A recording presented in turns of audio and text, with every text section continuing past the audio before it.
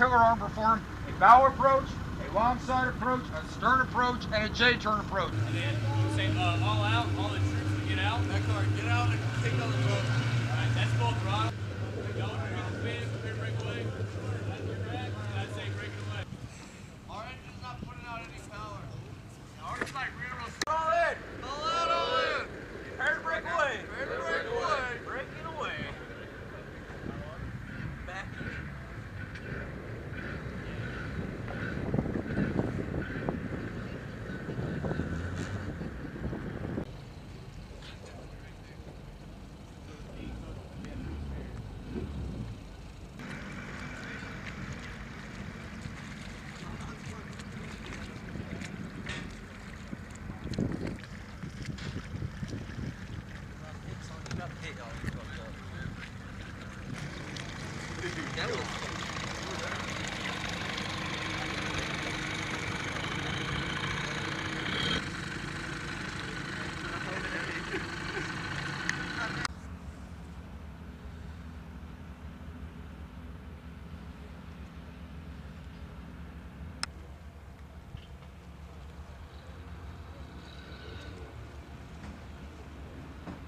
What is the hand arm signal? Arm straight up the air. For a staggered column, what is it? To execute, immediately draw. Hold on, we're going to. All right, we'll go 3.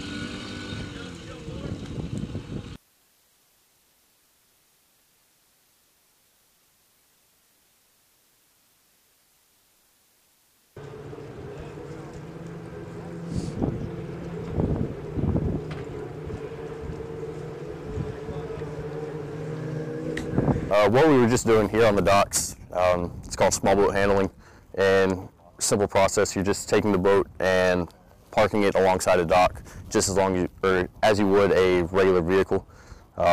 Slow, tedious process. It's not the high-speed training that Marines usually like, but it is one of the necessary training points that you need to refresh on. Get into doing formations on the water and then also chase boat. Formations, they're very similar to the formations we would use on patrol. Just doing foot patrols. On the water we have our wedge, line astern, boats on line, and when we go out there, we're just going to pass the hand and arm signals.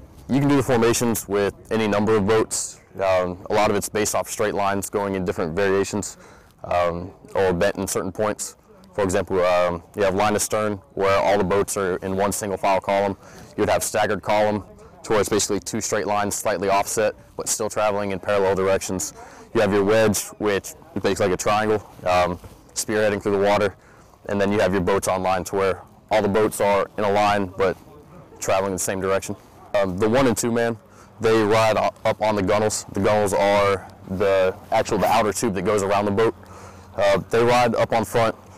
In training exercises, their purpose is to help keep weight down on the front so that once we go full throttle and get up to speed, the boat gets on plane, and that basically just means that we're riding on top of water. And then in actual combat patrol, the 1 and 2 man would actually have their weapons at the ready as they're on the front of the boat, basically providing security as we are conducting the patrol. Out here, all we're doing is boat familiarization training. You have a couple coxswains, such as myself and some of the other individuals leading the boat teams, and we are instructing the other guys from our unit how to operate as a boat team and how to conduct maritime operations, whether it's individual roles on the boat and what guy does what, boat team functions, and just how to execute simple commands that are given to them. And then we will also be going into formations and some high-speed maneuvers, just so that they know they're comfortable how the boats operate on the water, and they know what to do, how to pass hand and arm signals. I remember conducting training that just familiarized Marines with water-based training. We have a few Marines that went through the coxswain's course just recently, so they're just taking that knowledge that they gained already and spreading it to the other Marines. Some Marines will be required to be out on the waterways in other countries in our up-and-coming deployment. I mean, with the limited amount of knowledge that some Marines have on the waterway, I think they've excelled on just the general basics in water safety throughout these last 3 days of training. Plus, what we've went through on this is just general safety, whether it be from boat capabilities, what the boat can do for us, and the safety on the waterway itself. I mean, it's a new experience. It's a small watercraft. You have, anywhere from, 5 to, 6 more guys on the boat with you. So they're very stable. They're very good boats. But I mean, it's a little abnormal to go 25 to 30 miles per hour in a rubber craft in the waterway. So I mean, it's definitely an experience.